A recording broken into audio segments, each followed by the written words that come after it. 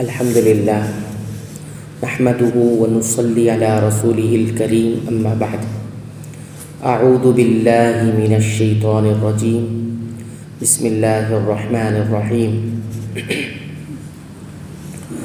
ام لهم نصیب من الملک فاذا لا یؤتون الناس نقیرا، کیا ان کا کوئی حصہ سلطنت میں ہے؟ اگر ایسا ہو تو پھر یہ کس کو ایک کھجور کی گٹلی کے شگاف کے برابر بھی کچھ نہ دے۔ سورہ نساء آیت نمبر 53۔ یہ انکاری ہے، یعنی بادشاہی میں ان کا کوئی حصہ نہیں ہے۔ اگر اس میں ان کا کچھ حصہ ہوتا تو یہود اتنے بخیل ہیں کہ لوگوں کو بالخصوص محمد صلی اللہ علیہ وسلم کو اتنا بھی نہ دیتے جس سے کھجور کی گٹلی کا شگاف ہی پر ہو جاتا۔ نقیراً اس نقطے کو کہتے ہیں جو کھجور کی گٹلی کے اوپر ہوتا ہے۔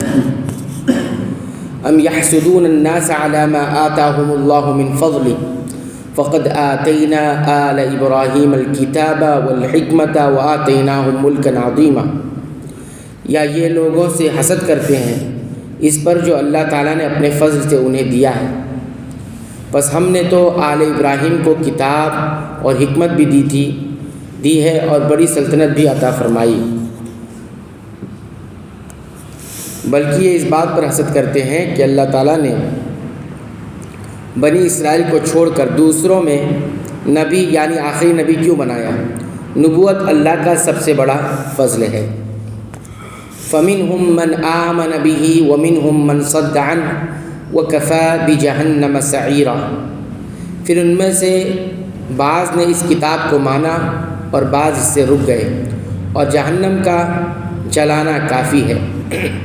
یعنی بنو اسرائیل کو جو حضرت ابراہیم کی ذریت اور آل میں سے ہے، ہم نے نبوت بھی دی اور بڑی سلطنت و بادشاہت بھی، پھر بھی یہود کے سارے لوگ ان پر ایمان نہیں لائے۔ کچھ ایمان لائے اور کچھ نے اعراض کیا۔ مطلب یہ ہے کہ اے محمد صلی اللہ علیہ وسلم، اگر یہ آپ کی نبوت پر ایمان نہیں لا رہے تو کوئی انوکھی بات نہیں ہے۔ ان کی تاریخ ہی نبیوں کی تکذیب سے یعنی جھٹلانے سے بھری پڑی ہے، حتیٰ کہ اپنی نسل کے نبیوں پر بھی ایمان نہیں لائے۔ ان یہود میں کچھ نبی صلی اللہ علیہ وسلم پر ایمان لائے اور کچھ نے انکار کیا۔ ان منکرین نبوت کا انجام جہنم ہے۔ ان الذین کفروا بآیاتنا سوف نصلیہم نارا کلما نضجت جلودہم بدلناہم جلودا غیرہا لیذوقوا العذاب ان اللہ کان عزیزا حکیما، جن لوگوں نے ہماری آیتوں سے کفر کیا انہیں ہم یقیناً آگ میں ڈال دیں گے۔ جب ان کی کھالیں پک جائیں گی ہم ان کے سوا اور کھالیں بدل دیں گے تاکہ وہ عذاب چکھتے رہیں۔ یقیناً اللہ تعالیٰ غالب حکمت والا ہے۔ یعنی جہنم میں اہل کتاب کے منکرین ہی نہیں جائیں گے بلکہ دیگر تمام کفار کا ٹھکانہ بھی جہنم ہے۔ یہ جہنم کے عذاب کی سختی، تسلسل اور دوام کا بیان ہے۔ صحابہ کرام سے منقول بعض آثار میں بتلایا گیا ہے، کھالوں کی تبدیلی دن میں 20 بلکہ سینکڑوں مرتبہ عمل میں آئے گی۔ مسند احمد کی روایت کے مطابق جہنمی جہنم میں اتنے فربا ہو جائیں گے کہ ان کے کانوں کی لو سے پیچھے گردن تک کا فاصلہ 700 سال کی مسافت جتنا ہوگا۔ ان کی کھال کی موٹائی 70 بالشت اور ڈاڑھ احد پہاڑ جتنی ہوگی۔ جہنمی کی ڈاڑھ احد پہاڑ جتنی ہوگی۔ والذین آمنوا وعملوا الصالحات سندخلهم جنات تجری من تحتها الانہار خالدین فیہا ابدا لهم فیہا ازواج مطہرہ وندخلهم ظلا ظلیلا، اور جو لوگ ایمان لائے اور شائستہ اعمال کیے یعنی اچھے اعمال کیے، ہم عنقریب انہیں ان جنتوں میں لے جائیں گے جن کے نیچے نہریں بہہ رہی ہیں، جن میں ہمیشہ ہمیشہ رہیں گے۔ ان کے لیے وہاں صاف ستھری بیویاں ہوں گی اور ہم انہیں گھنی چھاؤں پوری راحت میں لے جائیں گے۔ یہ کفار کے مقابلے میں اہل ایمان کے لیے جو ابدی نعمتیں ہیں ان کا تذکرہ کیا جا رہا ہے، لیکن اہل ایمان جو اعمال صالحہ کی دولت سے مالا مال ہوں گے اللہ تعالیٰ نے قرآن مجید میں ہر جگہ ایمان کے ساتھ اعمال صالحہ کا یعنی نیکیوں کا ذکر کر کے واضح کر دیا کہ ان کا آپس میں چولی دامن کا ساتھ ہے۔ ایمان عمل صالح کے بغیر ایسے ہی ہے جیسے پھول مگر خوشبو کے بغیر، درخت ہو لیکن پھل کے بغیر۔